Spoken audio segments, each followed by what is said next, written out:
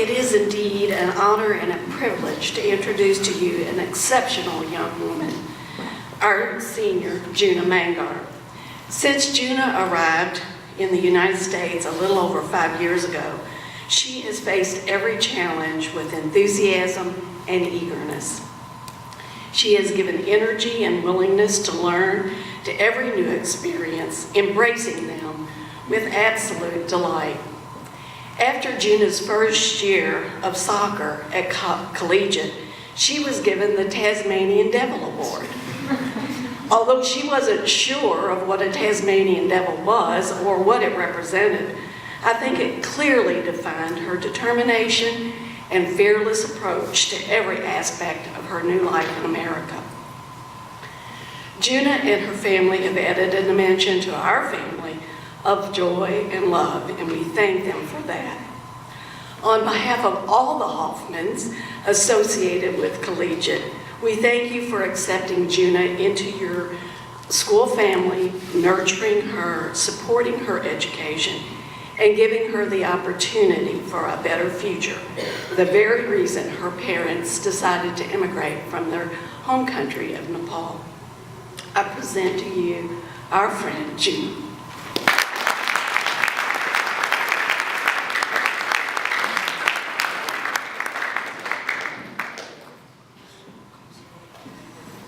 Thank you. If I can look back to my life and give words to it, it will be tragic and comedic, the rain and the sun, and finally, you and I. But what do all these have in common? Of course, they represent the extreme differences from each other. But without those differences and their influence on me, my life would be pointless. The stark contrast in my experiences have helped me understand the value of things I love and my strength to overcome things I find hard. These extreme contrasts have helped me know who I am. In a tangible ways, I am different from a lot of people here. First, I'm from Nepal. My family immigrated to US when I was 12 years old. Up until very recently, I was not citizen to any country, neither Nepal nor US. I learned English very much later than most of you all, and the list goes on and on.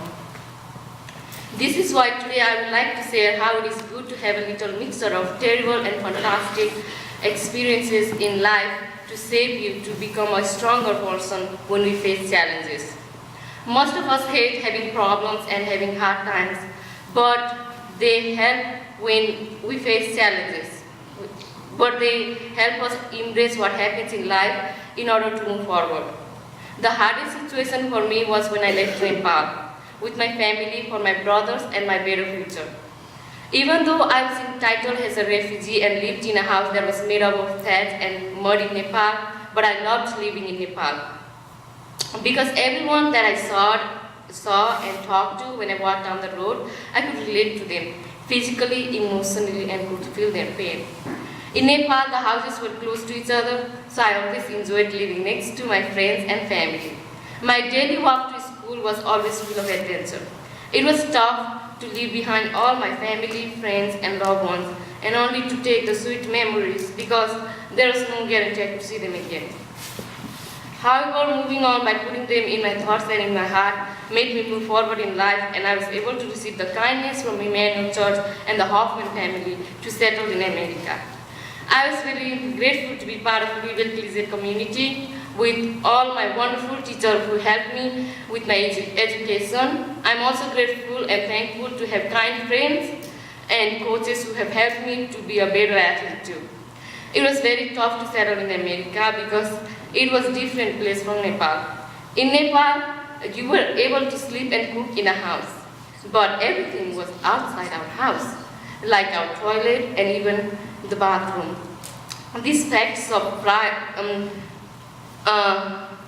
and also the water tap. However, in America, everything was inside our apartment, even the toilet and the bathroom.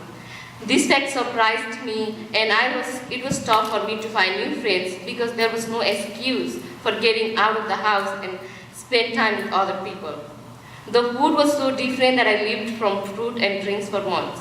But when I started to give a little try on pizza and pasta and putting little of spice on it and making them into what I like to eat, I and my family then had hope that we will be able to survive in America. A silly but at the same time a scary experience that stands out to me as my beginning life in America involves a pot of tea and the smoke alarm.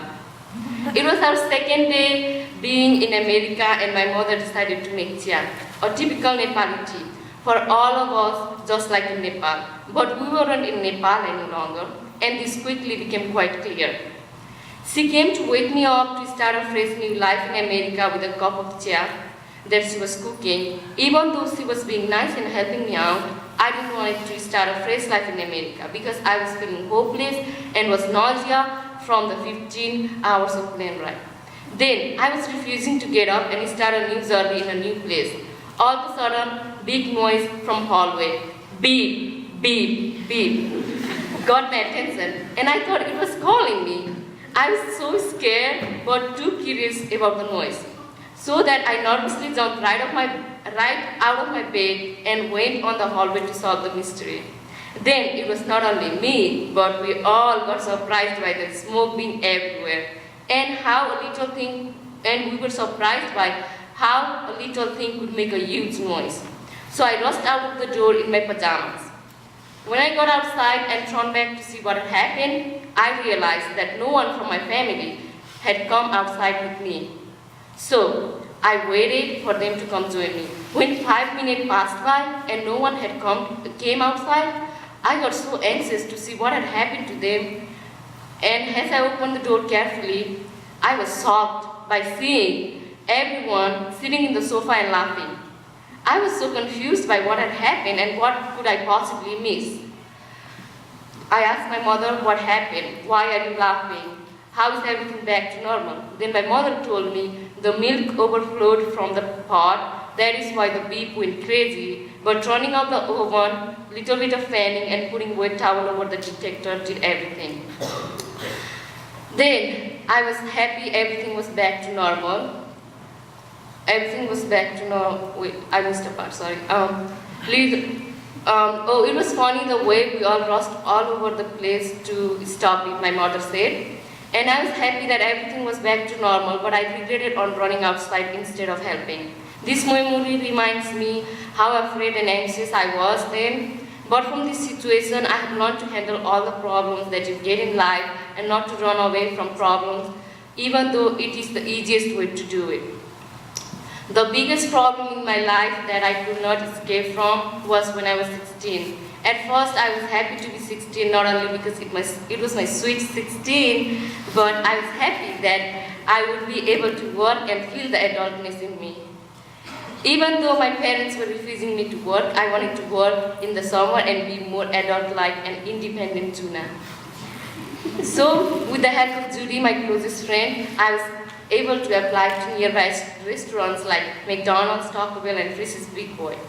I was so thrilled to hear back from Frisch's to get an interview with them that I even practiced being a waitress at dinner time with my family and even tried to walk and talk in a fancy way. But their rejection towards me due to the fact that I didn't have my citizen, or maybe because I was too short, or else maybe I looked like a child.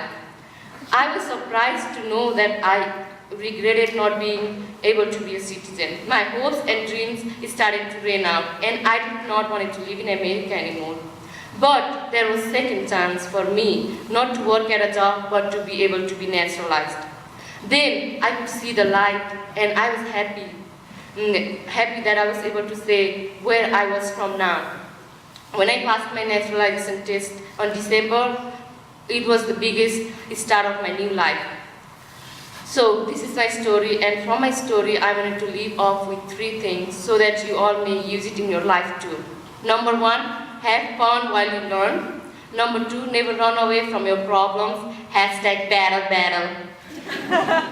Finally, last but not the least, good things will come out after bad things, so hang on.